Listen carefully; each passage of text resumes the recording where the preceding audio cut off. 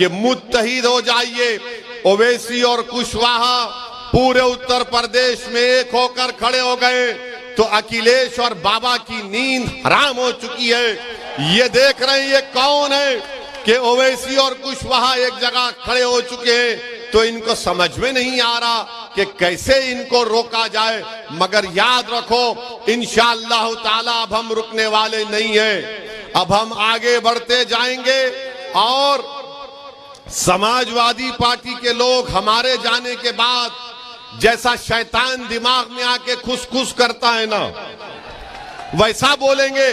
देखो ओवैसी का भाषण तो जज्बाती होता है, कहीं तुमको जज्बात में बहा कर लेकर चला गया तो बीजेपी को फायदा हो जाएगा, कहते हैं ना।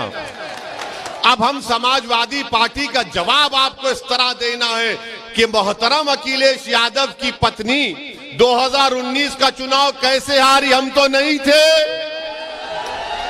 क्या हम चुनाव लड़े थे? क्या तुमने बीजेपी को वोट दिया?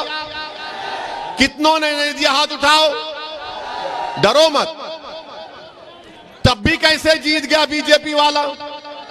हम बोले थे आपको, हमने आकर कहा था, यह हमारे अजिन्नात आपके पास आकर कहा था आपको, तो मालूम हुआ आपके वोट से बीजेपी नहीं जीत रही है, आपके वोट से बीजेपी नहीं जीत रही है। अखिलेश यादव का वोटर नरेंद्र मोदी का चेला बनकर गोद में बैठकर चाय पी रहा है। अपने वोट की अहमियत कब होगी? आपके वोट की अब उत्तर प्रदेश में अहमियत नहीं है। अगर उत्तर प्रदेश में कन्नौज में आपकी वोट की अहमियत होती तो ताहिर हुसैन को अखिलेश घर में नहीं बिठाता। ये बात सच है या झूठ है? बोलो। ताहिर हुसैन की अगर अहमियत होती तो ताहिर हुसैन इलेक्शन लड़ता, मगर अखिलेश के पास न ताहिर की वोट की अहमियत है न आपके वोट की अहमियत है। ओवैसी कह रहा है कि जब ओवैसी और कुशवाहा एक जगह खड़े हो गए तो आपको अपने वोट की अहमियत जताने का मौका मिल रहा है। कैसे मिल रहा है? सपा को हराओ, बीजेपी को हराओ और यहां से डॉक्टर सुनील दिवाकर को कामयाब करो। यहां से आप ओवैसी और कुशवाहा की जोड़ी के हाथ को मजबूत करो। उत्तर प्रदेश में सामाजिक न्याय का इनकलाब हम बर्पा करेंगे। मैं पूछना चाह रहा हूं, जो लोग कहते हैं कि ओवैसी अब भड़काऊ भाषण से ध्रुवीकरण की राजनीति करता है, कहते हैं ना, ये ध्रुवीकरण करता है। अब हम उनसे पूछना चाह रहे, बताओ क्या उत्तर प्रदेश में बात सच नहीं है कि 5 साल बाबा को मौका मिला, 5 साल अखिलेश को मिला, कई मर्तबा बहन मायावती को मिला, मुलायम सिंह यादव को मिला, मगर बताओ उत्तर प्रदेश में मुस्लिम अल्पसंख्यक समाज की हमने एक बाज़ाब्ता माहिरीन एक्सपर्ट्स को बिठाकर एक स्टडी करवाई जिसमें ये बात मालूम हुई। क्या मालूम हुई?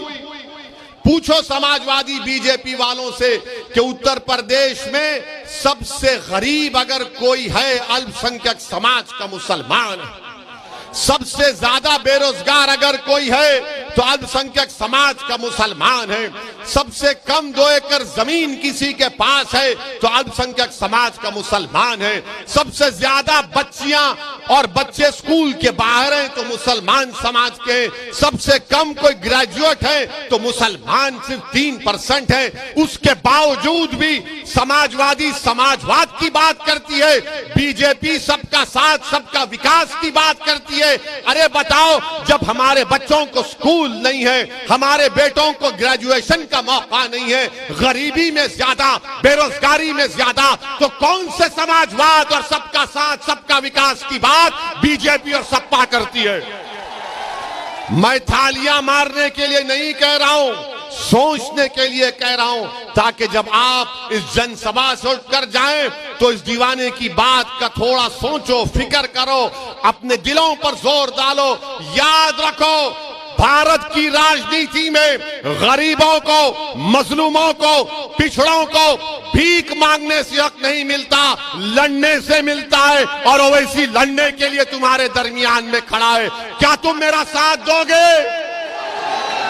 क्या आप अपना साथ दोगे? ये आपकी लड़ाई है, मेरी लड़ाई नहीं है। मैं अपनी जिंदगी की फिक्र नहीं करता हूं। मेरी जिंदगी की कोई अहमियत नहीं है उत्तर प्रदेश के गरीब, कमजोर और मजलूमों के सामने। जालिमों ने गोलियां चलाई और यह समझा कि ओवैसी मर जाएगा, मगर जालिमों तुम फिर से चलाओ जब तक मेरा अल्लाह नहीं चाहेगा, जब तक जमीन और आसमान का बनाने वाला नहीं चाहेगा। तुम्हारी हजारों लाखों गोलियां मुझे छीन नहीं सकेगी। जिस दिन अल्लाह चाहेगा उस दिन दुनिया से सब जाएंगे, कोई नहीं बैठेगा यहां पर। मुख्यमंत्री, प्रधानमंत्री, ओवैसी सब जाएंगे, मगर जालिम ये समझा कि 4 राउंड गोली चलाने से आवाज खत्म हो जाएगी। हां, अगर ओवैसी मर भी जाता मगर तुम जिंदा रहते और तुमको मेरा पैगाम पूरे उत्तर प्रदेश में लेकर जाना पड़ेगा।